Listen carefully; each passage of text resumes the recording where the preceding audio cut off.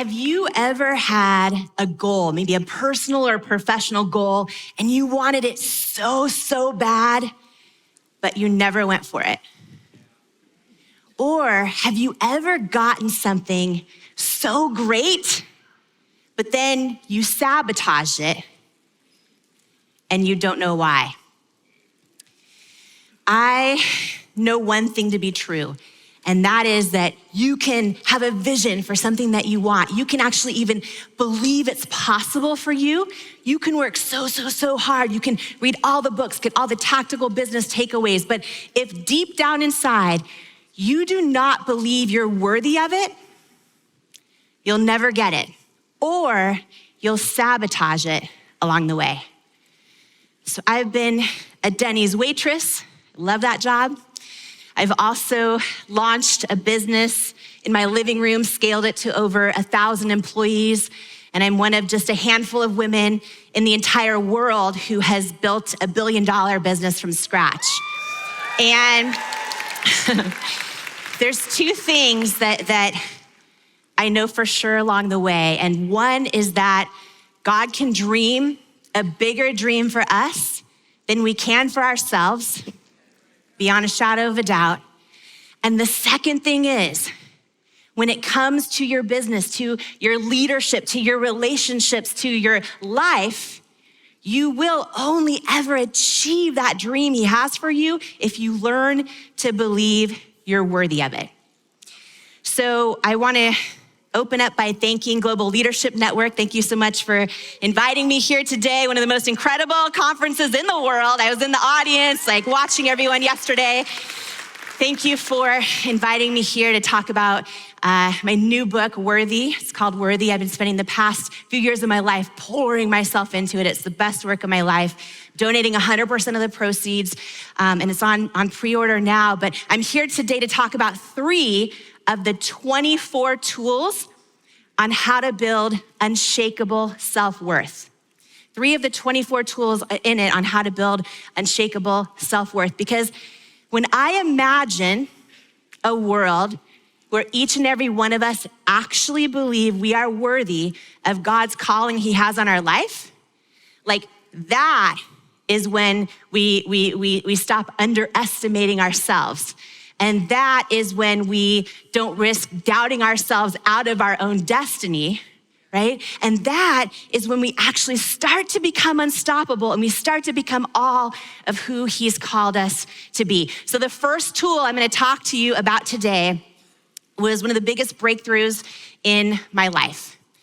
And it is understanding the difference between self-confidence and self-worth, and how they play out in your life right now. See, self-confidence is how we assess our own skills and our own abilities. It's how we, perceive ourselves to stack up or measure up to others. It's our willingness to try. It's if we're able to keep the promises we make to ourselves. And here's the thing, self-confidence, while it's internal, it fluctuates by the second, based on what's going on all around us, right? So if you're winning or losing, if you're sticking to your fitness goals, how much of the world's definition of success you might have at any moment, all those things impact our confidence. But they fluctuate, right? They're all external. In fact, every single advertisement, just about every advertisement we see, it tells us, if you could just get the things that give you more confidence, then you'll be happy. If you could just get the things like the 6-pack abs and the white picket fence and that perfect looking family and that number in the bank account and that job title, then you'll be happy, right? But let me ask you this. Have you ever dreamed of that thing? And then you worked so hard and you actually got that thing, and then you arrived at it, and you're like, okay, this was fun for a minute, but why does it feel like something's missing? Why doesn't it make me feel fully happy like I thought it was gonna be, right? So then what do we do in that situation? We work harder. We're like, okay, I just gotta achieve more. So we work harder and harder and harder and harder, and we strive, and we hustle, and we get that next big thing. We finally get that thing. only to arrive at it going, oh my gosh, you take you with you, right?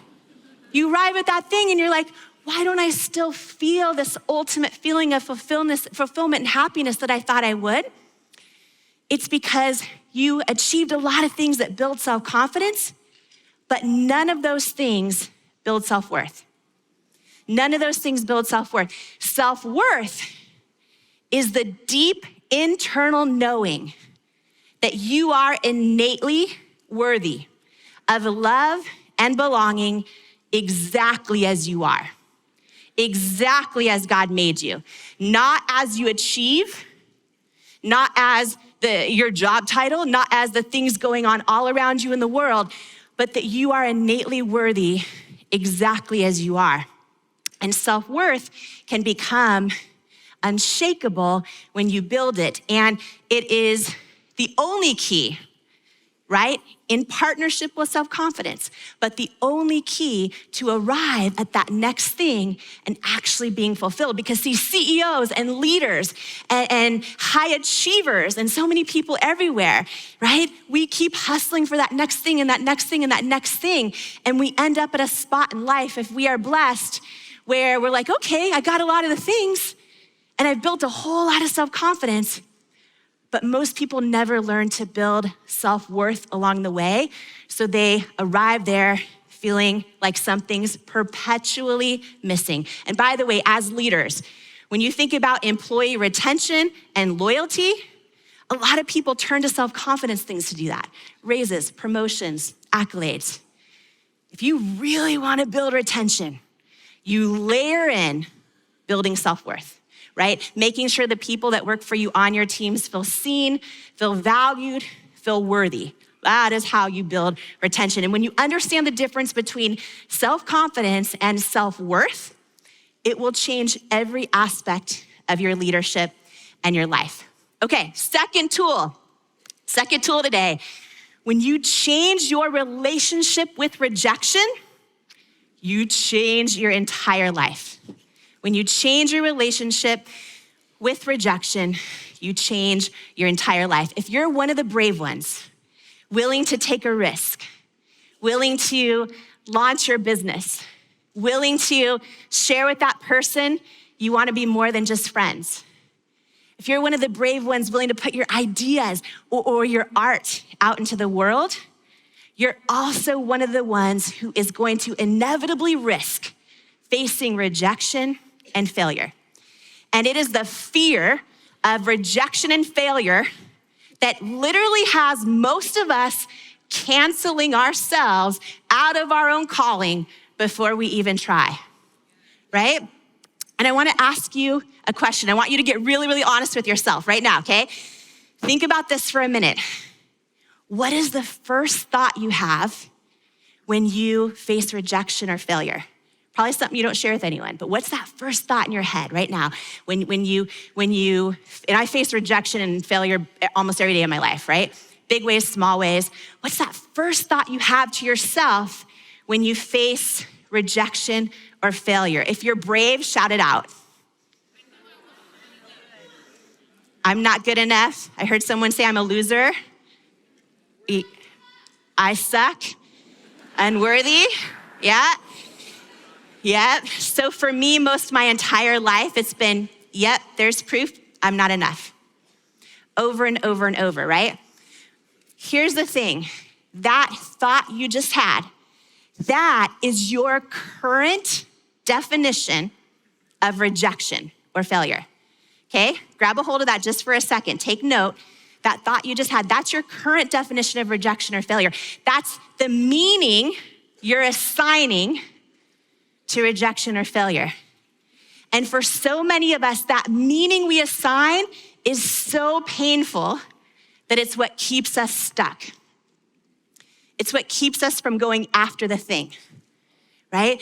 And what I have learned to do is that when you create and identify a new empowering meaning to rejection or failure that you believe to be true, and every time it happens, you assign that new meaning to it. You replace the old one, right?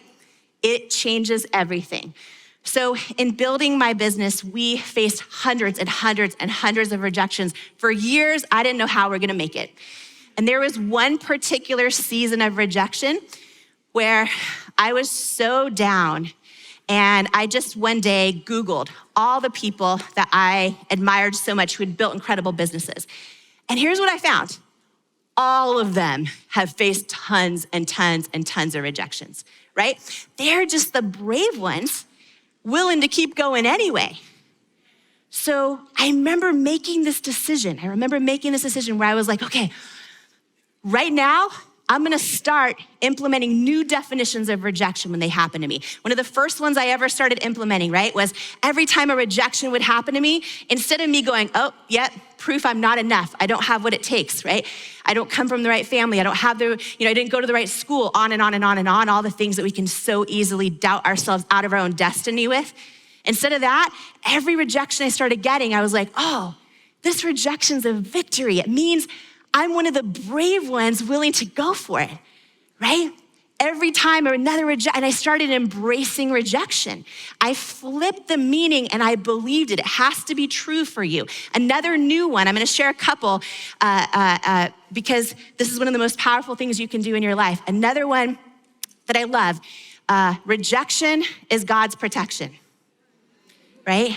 It's always true. Sometimes we don't see it for a while. Sometimes it takes a few years to realize, oh, he was not right for me. Whatever it is, right? It's always true.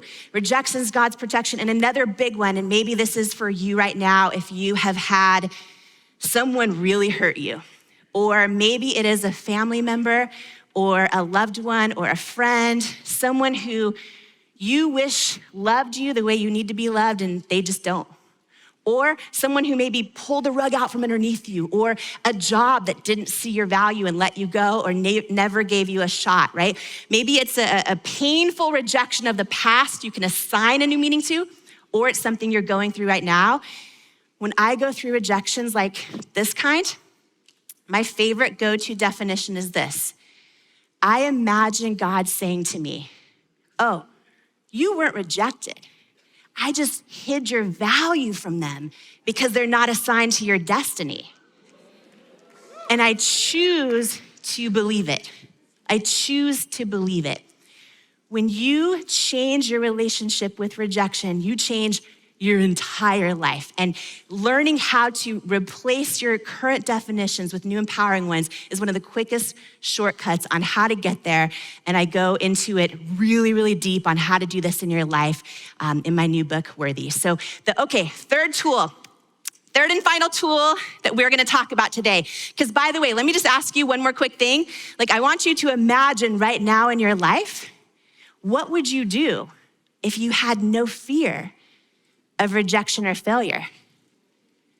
What would that look like in your life, in your dreams, in your goals, in your calling, in your leadership, in your business, in your relationships, in your friendships, right? One of the quickest tools to do that. Okay, third and final tool is this. Hi. If you are one of the brave ones willing to show up in your business, in your leadership, in your relationships, and in your life as who you truly are, really, really let this hit your soul for a minute. If you're one of the brave ones willing to show up as who you truly are, right? Not as your representative, not as the job title that you have, not as the set of expectations someone else around you has for you. But if you're one of the brave ones willing to show up in this life as who you truly are, you are first. You are first because there has never been another you before. You are the very first and only one that God has ever created who's quite like you. There's no one else out there that has your fingerprints. No one else out there has the iris of your eyes. There's no one else out there that has your tongue print. We all actually have unique tongue prints. It's true. There's also no one else out there that experiences emotions the way you do, or sees beauty, or sees art, or has a vision the way you do. And when you are one of the brave ones who doesn't show up like someone else, but you brave showing up as who you authentically are, you are first, right? You are first. And being first can be scary. Being first comes with not everyone else getting you. Being first comes with feeling like, why don't I feel like I fit in? Why don't I feel like I belong, right? And what I will tell you is braving being first, who you authentically are, is the only way to live the truest, highest expression of the calling God's placed on your life. And what I know for sure is that while living authentically can be scary, and while authenticity alone doesn't automatically guarantee success, inauthenticity guarantees failure. Over time, every time, whether it's in relationships, life, or in business. But being first can be scary. And I just wanna say that, growing up, I used to feel like I had these big God-sized dreams on my heart, and I would share them with people around me who I knew loved me, and they didn't get it. And a lot of them would call me words like crazy. They'd say, you're crazy, right? You're crazy. That was always the thing, you're crazy. And I remember one time in particular, I was feeling super sad and lonely. I was crying and I was praying. And this moment I'll never forget. I felt like I heard God whisper to me, you're not crazy, you're just first. Not crazy, you're just first, right? And that single-handedly changed everything. When we built our business, so many experts said, it's never gonna work. It's not gonna work when you do it this way. And I would tell myself, okay, it's not that it's not gonna work. We're not crazy, we're first, right? We're doing something authentically and different. And eventually it was by not fitting in the beauty industry, we were able to build $1 billion business because we didn't fit in the beauty industry, right? So often in life, and I don't know who needs to hear this today, the things that you think are odd or different or quirky or don't belong or that are wrong with you are actually so often the things that are most right with you, right? And I just want to, in closing, I want to do one thing. I was praying over every seat in here and that people would have a breakthrough who need a breakthrough, and every person watching us live and all over the world. And I just got the feeling I needed to share something with you in closing. So while my new book, Worthy, it has 24 chapters on tactical tools on how to build self-worth, there's one poem in it. And I just want to read a small excerpt from it in closing because I just felt like this is for someone in the room today. And it's called, You're Not Crazy, You're Just First. Who do you think you are, they say. Things like that aren't for people like us. Why are you going around changing, planning to leave us in the dust? Are you forgetting where you come from? Is it not good enough anymore? And just like that, the temptation to play life small feels more comfortable than before. They call you odd, strange, different, for having dreams bigger than they can see because those dreams weren't given to them. They see them through fear and anxiety. And even well-intentioned people who love you to the bone can see you pursuing your dreams as a reflection of them not fulfilling their own. If people like people who are like them, hiding who you are can feel like home. But a calling unexpressed inside you leaves you feeling anguish and alone, even inside of your own home. They call you words like crazy and say, we stick together for better or for worse. But what your soul knows is you're not crazy, you're just first. The first to launch the business, to dust your dreams off of the shelf. The first to believe you're worthy of betting on yourself. The first to beat addiction, to live life sober and awake. The first to break that generational cycle that you know you're born to break. The first to start healing. The first to forgive so you'll be free. The first to love others for who they are, not for who you wish they'd be. The first to be a visionary, to dream up the screenplay that you'll write. The first to recognize your gifts and stop hiding in plain sight. The first boss in your company to say, I deal with self-doubt too. The first mom to say, No, I'm not okay, and I don't know what to do. The first in generations to love your body and celebrate it joyfully, to prove it, to know that it's a miracle in motion and what a gift it is to move it. The first to risk rejection and to speak your truth with vigor, knowing that the opposition might be big, but your God is bigger. The first to cheer yourself on and truly believe it, not just fake it, knowing that most people won't cheer you on until after you make it, right? The first to stand up for the outcast, to say, stop teasing, I just won't. You might be tempted to underestimate me, but let me save you some time. Don't. The first to say, yeah, you hurt me, but I'm not rejected, see? God just hid my value from you because you're not assigned to my destiny. The first to believe in your dreams, even when others might not get you, and then one day love them anyways when they're bragging to people how they met you. See, when we fear we're not enough and fear even more we won't be loved, it is so tempting to shrink in size and trade in our purpose for their hugs. But when you feel like you don't fit in or that you never quite belong, your uniqueness is your superpower. Your truth is never wrong. So when they criticize to hold you back because your dreams aren't what they're used to, and they're afraid that you'll outgrow them, leave them behind, or that they'll lose you, stop asking for their advice if they've never been there themselves. Because when you people please for others, you end up betraying yourself. So when doubt tempts you to dim your light, always remember this verse. Your soul knows you were made for more with so much purpose it could burst. You're born with greatness inside you. And whether it is a blessing or a curse, this world won't be better until your greatness is dispersed. See, there is only one of you in the entire universe. And your knowing knows you're not crazy, you're just first.